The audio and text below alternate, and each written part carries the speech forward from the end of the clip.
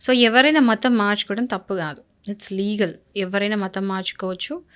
ఒకవేళ ఇక్కడ ప్రాబ్లమ్ ఎక్కడొస్తది అంటే, ఆర్టికల్ 14 ఆఫ్ కాన్స్టిట్యూషన్ ఏం చెప్తదంటే, no discrimination of any person under any religion, caste, creed, gender etcetera, etcetera. Right to equality.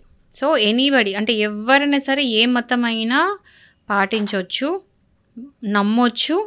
వాటికి సంబంధించిన పూజ పునస్కారాలు వాటెవర్ అది ప్రేయర్స్, నమాజ్ వాటెవర్ ఏదైనా చేసుకోవచ్చు.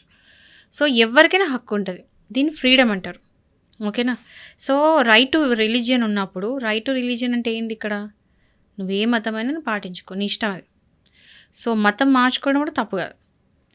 బట్ ఏంటంటే రీసెంట్‌గా సుప్రీం కోర్ట్‌లో ఒక కేస్ పడింది. యాంటీ కన్వర్షన్ లా అంటే ఏంటంటే, మత మార్పిడి నిరోధక చట్టం. అంటే మతం అనేది మార్చుకోకూడదు. దాన్ని నిరోధించడానికి ఒక పర్టిక్యులర్‌గా, స్పెసిఫిక్‌గా, ఎక్స్‌క్లూజివ్‌గా ఒక చట్టం ఉండాలి. ఆ చట్టం ఏంటంటే, ఇప్పుడు మీరున్నారు. ఇప్పుడు సపోజ్ మీరు హిందూ. మీకు క్రిస్టియన్‌లా మారాలనుకుంటున్నారు.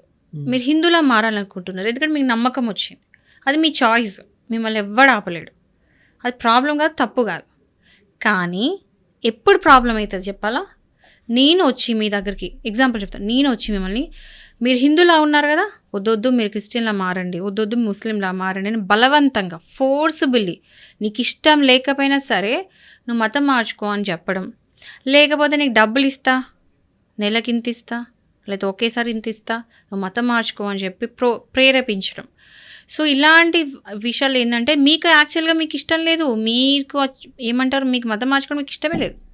బట్ నేను మీ నెత్తి మీద ఏదో ఒకటి చెప్తున్నా, ఫోర్స్ చేస్తున్నానో లేదా మభ్య పెడుతున్నానో, డబ్బుల కోసం ఏదో ఒకటి చేస్తున్నా, చేసి మీ మతం మార్పిస్తున్నా బలవంతంగా అనుకోండి ఎగ్జాంపుల్. అప్పుడు తప్పు కదా అది.